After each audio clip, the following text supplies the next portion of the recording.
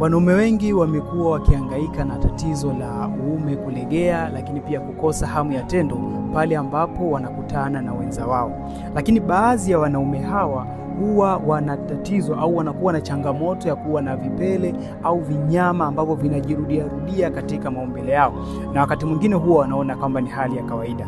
Sasa kitu ambacho haufahamu ni kuwa hivyo vipele au vinyama ambavyo vipo katika maumbile yako ndio vinafanya uume wako unalegea, vinafanya unakosa hamu ya tendo.